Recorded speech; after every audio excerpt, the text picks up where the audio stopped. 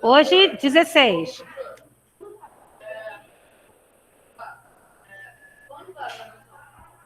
Quando bota para gravar o quê? Fica no Google mesmo. Tem lá uma partezinha, que eu esqueci o nome agora, com as gravações. Aí tem que resgatar de lá. Inglesas, eu vou botar aqui. Então, amores, olha só. Nós iremos agora ver os slides sobre as revoluções inglesas. Terão informações que vocês vão ter que anotar no caderno. Então, pega o caderno, coloca a data e já escreva um tema de hoje, o título. Vou apresentar aqui para vocês poderem ver que título, tá? Para não criar nenhuma confusão, não se enrolar. Então, ó, tá até aqui já, ó. Revolução Inglesa. O ideal é escrever revoluções inglesas, tá? Por quê? Foram mais de uma, tá bom? Tudo bem, não tem problema também, tá? Então, o nosso assunto hoje é Revolução Inglesa. Esse assunto está dentro do nosso capítulo sobre o Iluminismo, tá? Está nesse capítulo mesmo aí do Iluminismo. Inclusive, eu vou até abrir aqui para você poder falar para vocês.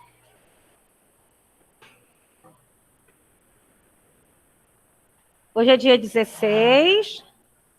Eu vou até abrir aqui, ó. Tá na página 302, tá? O nosso assunto, ó, está na página 302 do livro de vocês, tá? Para vocês poderem ver que está inserido aí no assunto do iluminismo. Oi? Não, pode deixar o livro guardadinho, tá? Então, vamos lá? Então, ó, eu vou apresentar os slides, vou fazer a leitura, vou fazer a explicação, tá? E vou contar com a ajuda de vocês. Lembrando, não é para sair copiando tudo que passar, tá? Porque senão a mão daqui a pouco até cai, né? Eu vou avisar quando tiver que copiar, tá? Quando precisar anotar, eu vou avisar vocês, tá bom? Então, ó, vou iniciar. Pessoal de casa, estão vendo aí o slide direitinho? Tá tudo certo?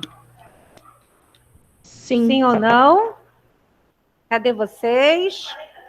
Tá. Sim. Onde estamos? No chat eu não consigo ler não, hein? Tá bom, Então, ó, tia. vamos lá, hein? Revoluções inglesas ou Revolução Inglesa, tanto faz, é o mesmo assunto, tá? Do absolutismo à monarquia parlamentar. Escuta a minha explicação, eu vou fazer leitura e explicação, e quando for para copiar, eu vou avisar logo depois, tá? Então, vamos lá. Dos séculos XVI...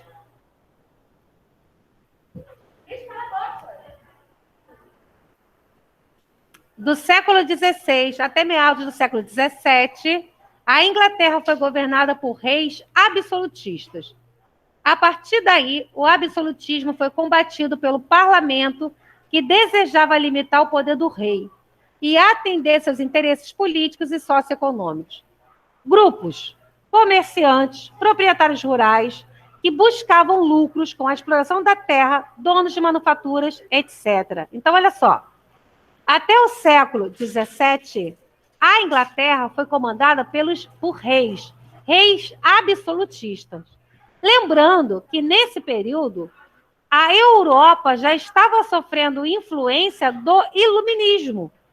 O iluminismo já estava presente, né?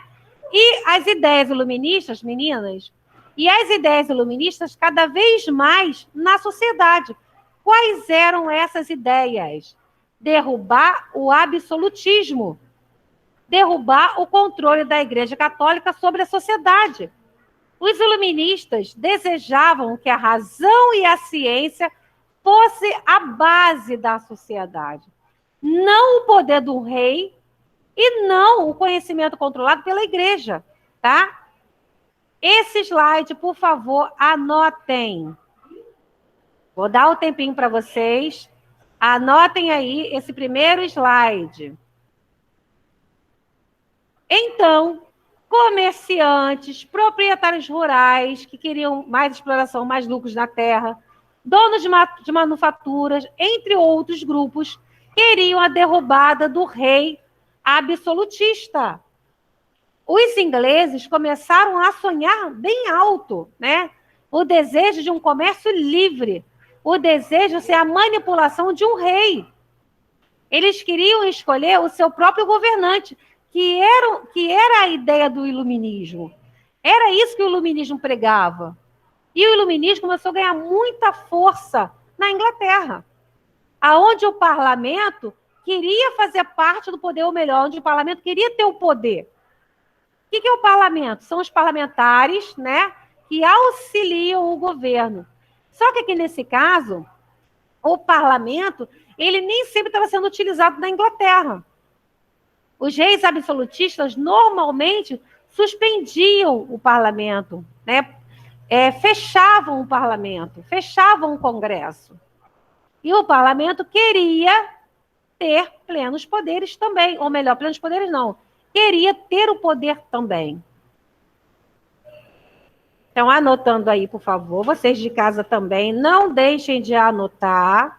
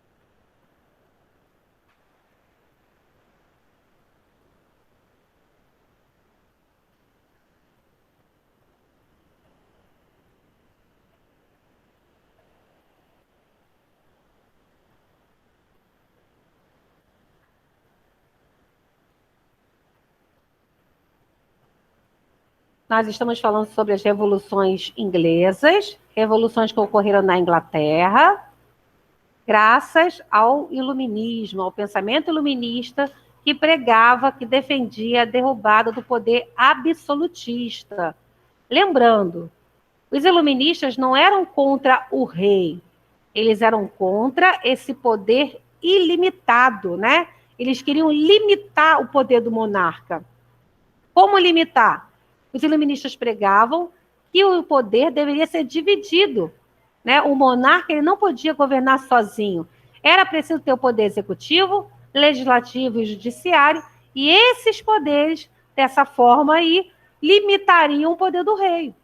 Então, não é que eles queriam derrubar o rei, não é isso. Eles queriam limitar o poder desse rei.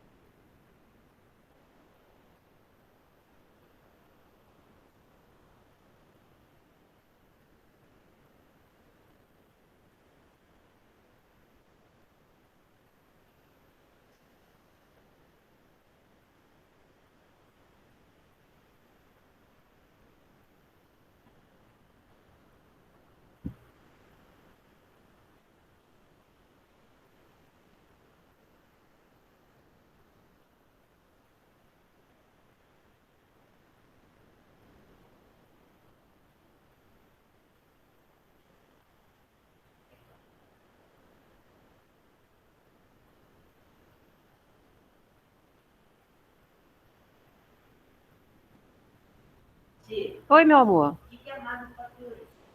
Manufatura são os produtos, tá? Que se fazia um comércio, que se vendia. Pode? Oi. Boa, tá bom. Vamos esperar um pouquinho, tá bom?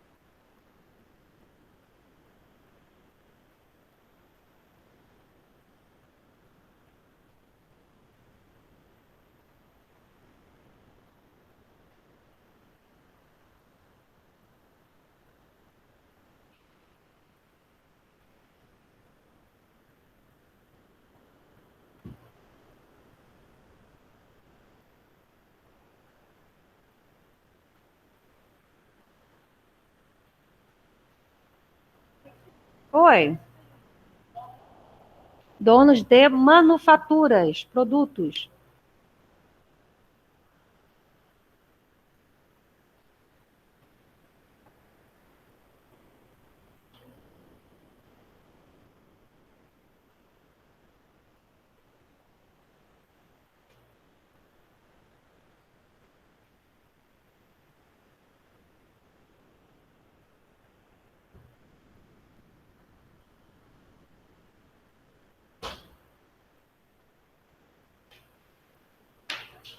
Estão anotando esse slide aí no caderninho. Não deixem de fazer anotação.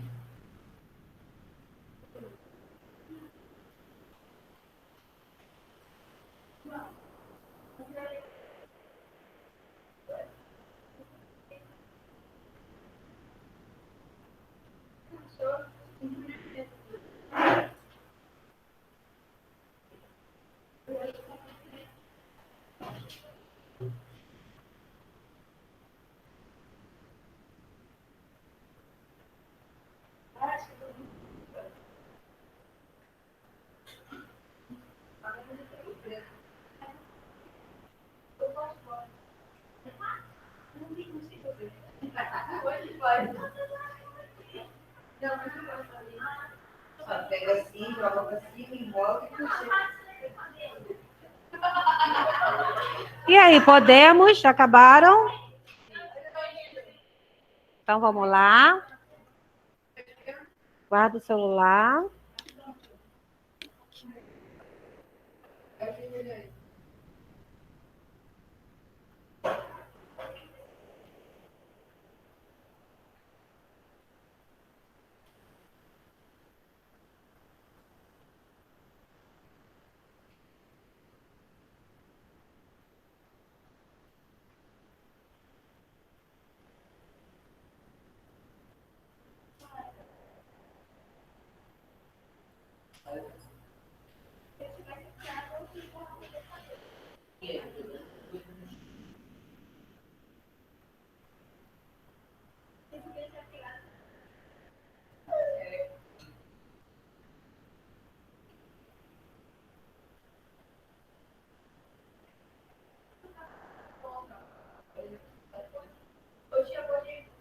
Pode?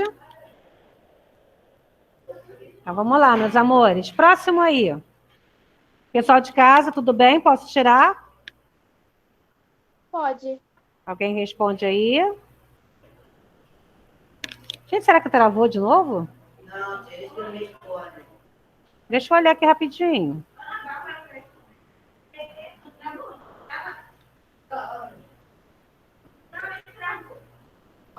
Não, tá tudo bem, né? Oi. Tô?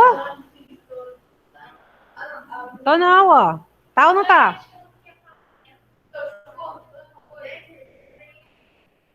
Ó, vambora, hein? Qualquer coisa eu tô indo, hein? Então vamos lá, continuando. A monarquia absolutista inglesa. O absolutismo teve início com o rei Henrique VII, fundador da dinastia Tudor. e assumiu o trono ao final da Guerra de Duas Rosas, conflito provocado por disputas pelo trono inglês entre duas famílias poderosas da nobreza, Rosa Vermelha e a Rosa Branca, que eram grandes proprietários de terras. A questão foi resolvida com a coroação do Henrique VIII, que tinha laços de parentesco com as duas famílias e, com o apoio da burguesia, conseguiu pacificar o país. Seus sucessores ampliaram os poderes da monarquia inglesa. E aí a imagem do rei Luís Henrique VII. O que aconteceu, gente? Na Inglaterra, quando se começou a se formar, né, os países europeus, haviam disputas por esse território. Lembrando, né, que antes nós tínhamos na Europa o feudalismo, os feudos, aonde os senhores feudais tinham plenos poderes. Só que, com a fome, a peste negra, as guerras, entre outros fatores, o feudalismo entrou em crise e a burguesia, dando apoio ao rei, né, conseguiu colocar o poder do rei aí de forma ilimitada, tá? Com o surgimento desses estados, os grandes proprietários de terras, os grandes fazendeiros, os poderosos, né, os nobres, começaram a disputar território. E na Inglaterra nós tivemos disputas por esse território para se tornar o rei e comandar a Inglaterra, tá? As duas famílias mais poderosas daquela região, do território inglês, disputavam entre si o domínio, o poder.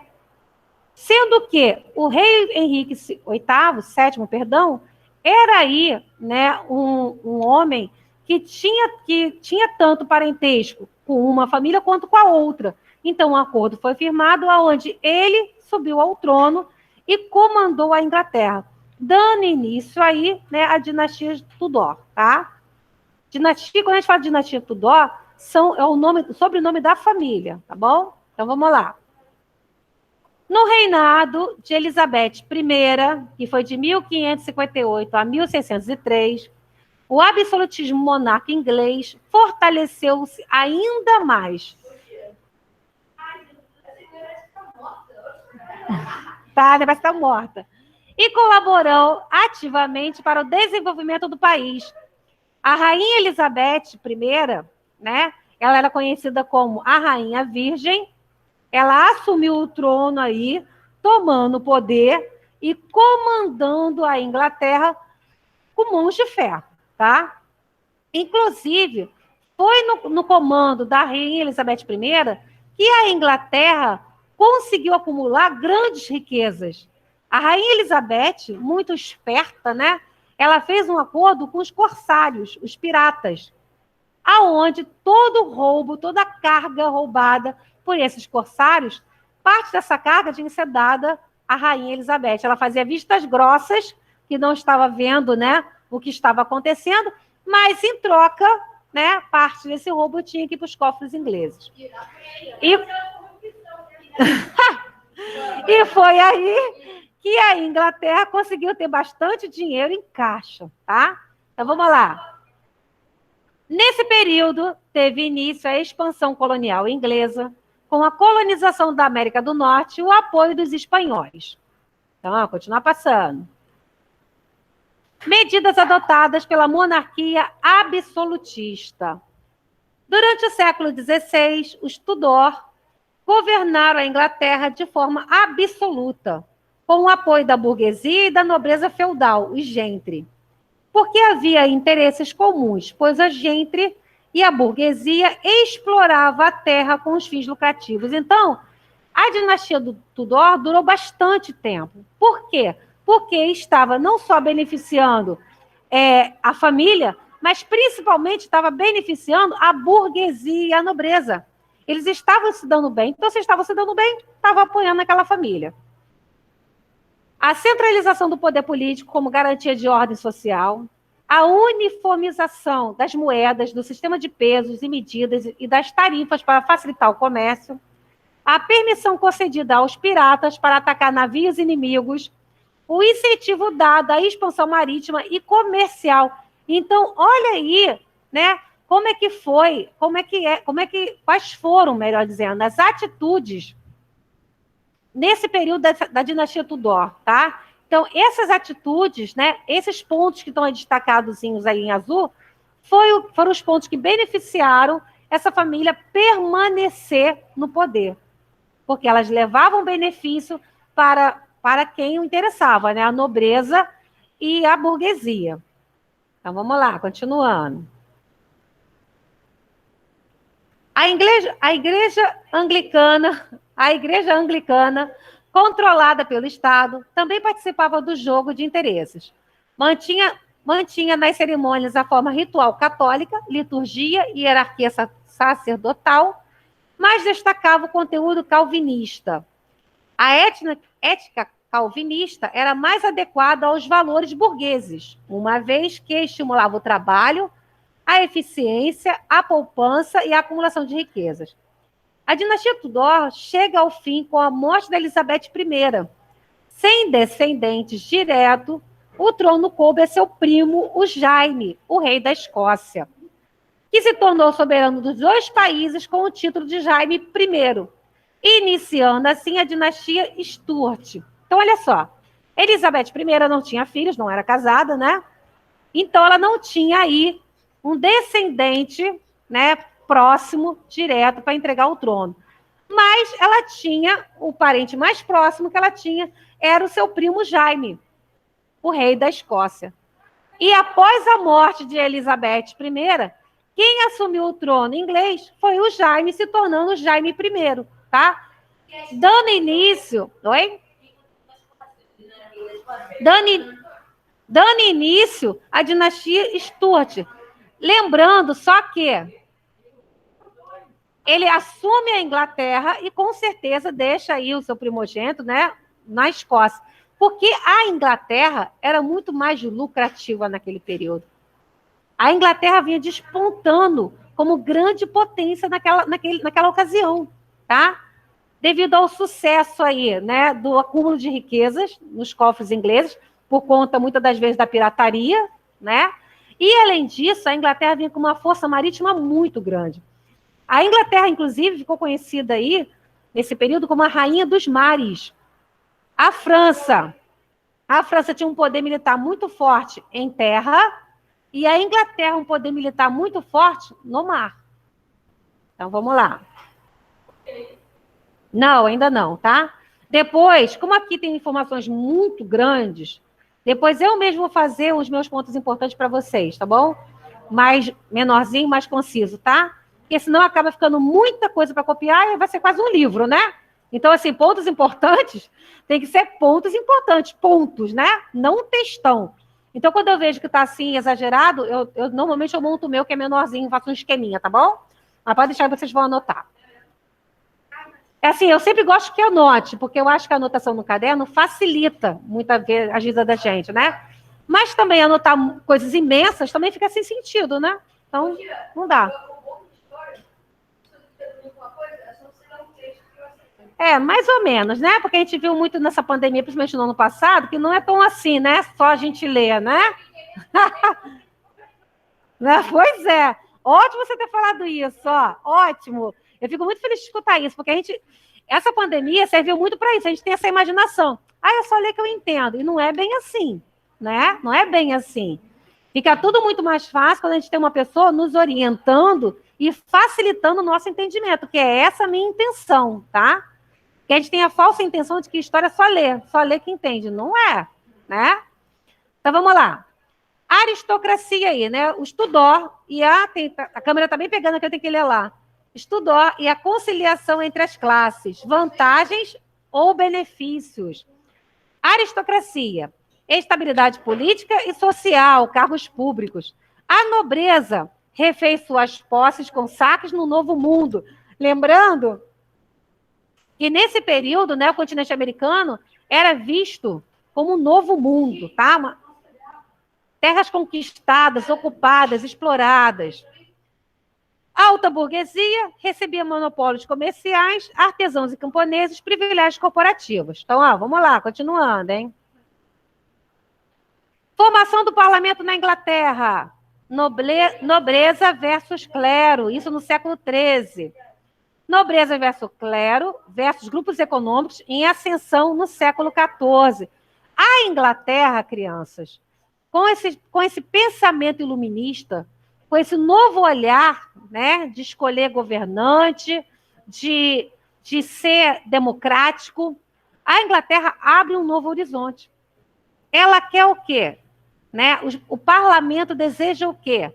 Escolher governante, né? Ter um país democrático, vamos dizer dessa forma. Muitas das vezes a democracia acabou num comando absolutista, mas o desejo era retirar a monarquia absolutista, substituir esse regime político na Inglaterra. A Inglaterra estava com o desejo de renovar o regime político. E o iluminismo, ele implantou com mais força ainda essa ideia de se livrar do monarca, do rei, que tinha aí plenos poderes. Câmara dos Lordes, os nobres, Câmara dos Comuns, proprietários, né? Cada um fazia aí a sua defesa. Eleitos por todas as classes, sendo que o voto dependia das propriedades e não da nobreza.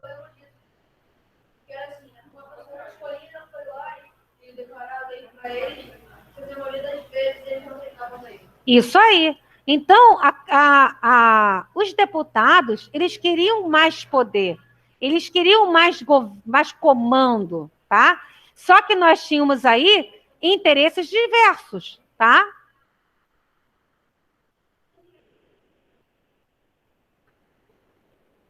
Então, vamos lá. Voltando aqui ao governo do Jaime I, né? Que tinha lá a Câmara bem dividida, né? Nós tínhamos ali uma divergência. Jaime I governou de 1603 a 1625, início da dinastia Stuart.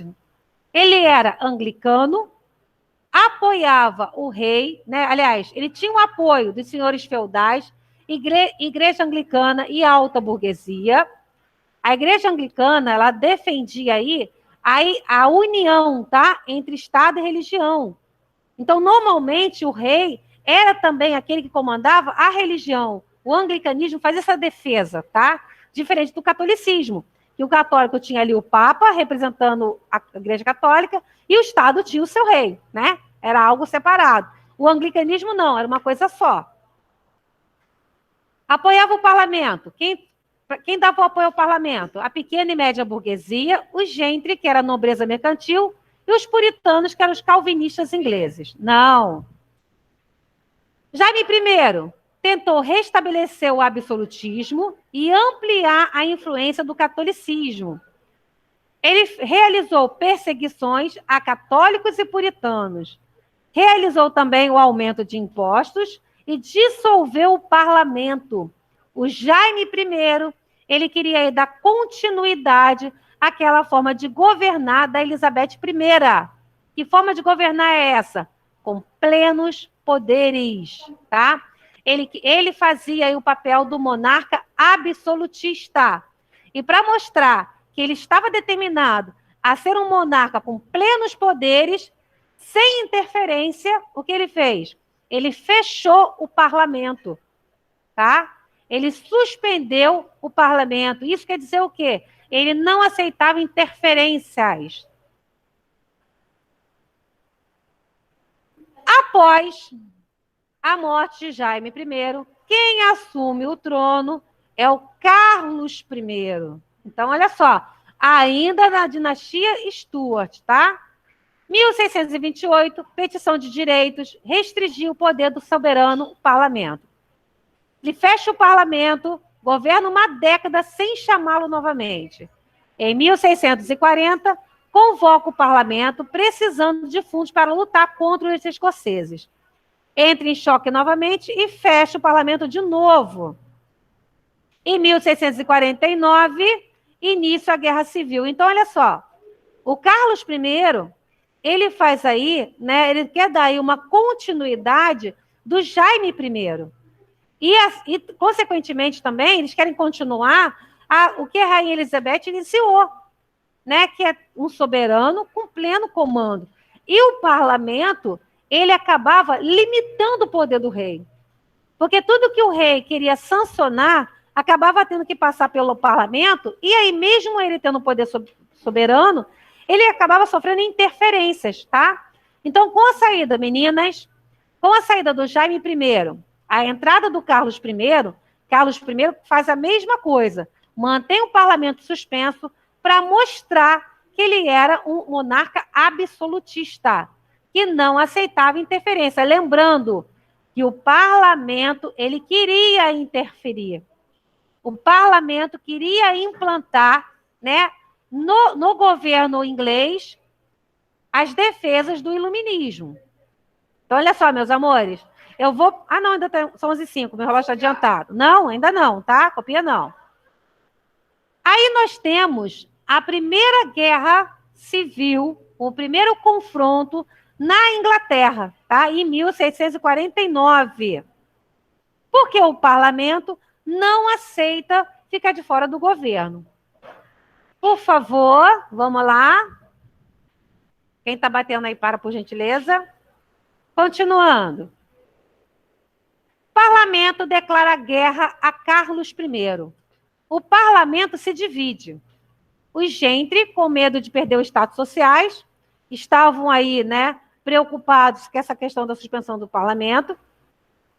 E os partidários do parlamento, os puritanos, conhecidos como Cabeça Redonda, faziam a defesa aí contrária ao rei. Fases da Revolução Inglesa. Guerra Civil, essa guerra entre quem fazia oposição ao rei e quem defendia o rei. Nós tínhamos aí um parlamento dividido, tá?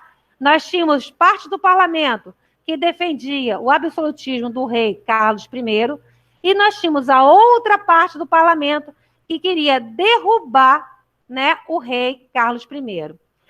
O regime republicano é implantado em 1649, se consegue derrubar Carlos I. Só que em 1660 nós temos a restauração da monarquia. O que quer dizer isso? Tá? Sobe ao governo o Carlos Cromwell, o Oliver Cromwell, né? Ele assume o poder da Inglaterra com a defesa, tá? Com o discurso de ser um governo diferente, de não ser um governo monárquico, mas ele acaba implantando, sim, o absolutismo monárquico, não fazendo o que era desejo do parlamento. Ó, eu adoro suas sacadas, né? Porque você vê que ela participa mesmo, isso aí. Né? Ele promete o seguinte, olha só, o Oliver Cromwell. Bem, derrubamos o Carlos I. Eu vou assumir, tá? Oliver Cromwell vai assumir, vou fazer tudo diferente. O parlamento vai funcionar, vai ser tudo diferente. Só que quando o Cromwell assume o poder, ele cai na mesmice dos outros. Ele assume o poder, mas ele implanta a república, só que o sistema dele de república era ele no comando. Sem interferência do Congresso, sem interferência do parlamento. Então, na verdade, ele implanta o absolutismo monárquico, né? Onde ele detém um comando. Gente, eu vou parar nesse aqui, tá? Oi, amor. Pode. Eu vou parar nesse aqui para a gente poder continuar depois. E aí, amanhã, no caso, ô senhor, deixa eu até anotar. Qual é o slide 13, né?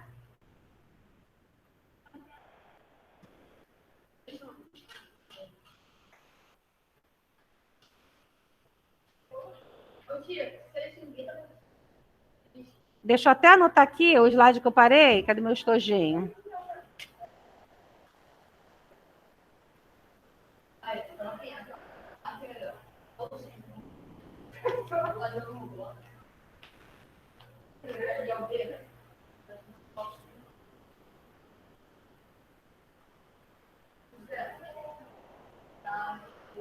Agora, ó, vou fazer rapidão a nossa chamada. Peço aí para vocês me ajudarem. A atividade que eu ia deixar para casa, que é a da página 304, na verdade, eu vou passar amanhã, tá? Porque como eu não acabei de explicar